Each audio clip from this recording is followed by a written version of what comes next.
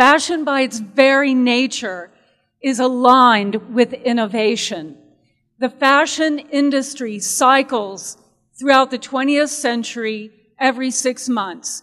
Traditionally, there have been spring collections and fall collections.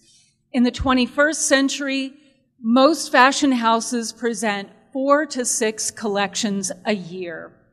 It's unparalleled in any other design field that these artisans have to produce this many new ideas and innovations in their work. Phoenix Art Museum has a fashion design collection. We are one of a handful of art museums across the country that has a collection and has a dedicated fashion design gallery. Over 5,000 objects dating from the 18th century to the present that show the history of men's, women's, and children's dress and accessories comprise this world-class collection. Fashion started being collected by museums in general in the 1930s. And most of the early exhibitions were traditional shows that were based on an era or were based on a theme that related to fashion. Diana Vreeland, who you see here, was at the Costume Institute from 1973 to 1987. She is really the one that took the idea of visiting fashion exhibitions and becoming involved with them from special interest groups to the greater population. In the 1990s, fashion designers like Hussein Chalayan began to innovate, and art and fashion became more integral. Fashion houses were sponsoring art exhibitions. Artists were making their works more aligned with other art disciplines, such as architecture, as in this case, where the dress turns into a table. The landmark exhibition that was held a couple of years ago at the Metropolitan Museum of Art, Alexander McQueen, Savage Beauty, caused a turning point, a transitional mark in this field. Now, Diana Vreeland had started the Party of the Year, a major fundraising event that became the largest, one of the largest in the city of New York City, and became the largest for the Metropolitan Museum of Art. But with this exhibition, and in recent years, under the tutelage of Anna Wintour at Vogue magazine, this party raises over $4.5 million for the museum and really is a leading event that is comparative across the country. Alexander McQueen broke attendance records for the museum and became one of the top 8 attended exhibitions in the entire history of the Metropolitan Museum of Art.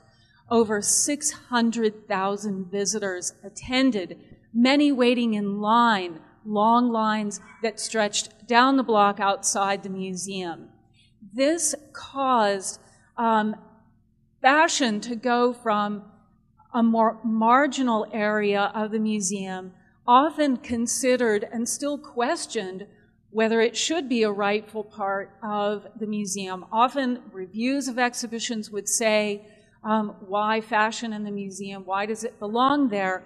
But the McQueen show got the attention of the greater population and since then has gotten the attention of museum administrations and has caused a gestalt shift and transition in the allocation of resources in the museums and the kinds of programming that take place. This is the exhibition of punk couture that the Met did, which drew over 170,000 visitors in the first month. This exhibition, Yves Saint Laurent, originated in Montreal and then was at Denver Art Museum. Madame Grey exhibition was held in Paris, not at the usual fashion museum but in the studio of a sculptor's atelier, comparing the work of the designer with the artist. The mannequins are a vital part of the display of fashion, and exhibitions like this one, Marc Jacobs for Louis Vuitton, show great innovative use of not only visual display, but of technology. As in this exhibition, Jean-Paul Gaultier, which has been originated again in Montreal and traveled to Dallas and is now at the Brooklyn Museum of Art and Rotterdam.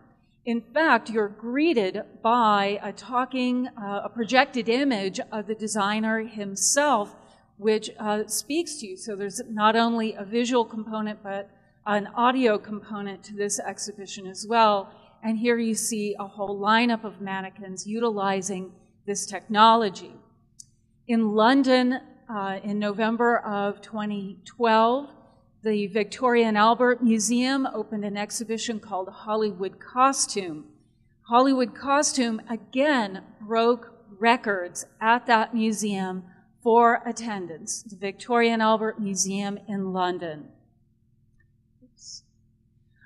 It was applauded for its use of technology and the ability to add context and understanding to the display by the way that they projected heads onto the mannequins, by the way that they used it to illuminate scripts, by the way that they used it to simulate real conversations between actresses, actors, and designers and directors, really giving a full storytelling experience to viewing these objects.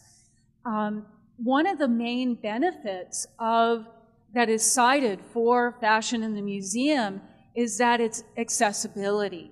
So it's an art form that people can potentially understand more readily than other types of artworks. We all wear clothes. We all have a framework to evaluate, to learn from these exhibitions, and they're often being incorporated into other exhibitions as sort of an entry point. Here's more of Hollywood Costume. Dracula, Superman, and a whole variety of costumes are used to understand the costume designer's contribution to the movie-making experience. So we really appreciate our position in the community and how we're able to participate in the education process through the engagement of fashion.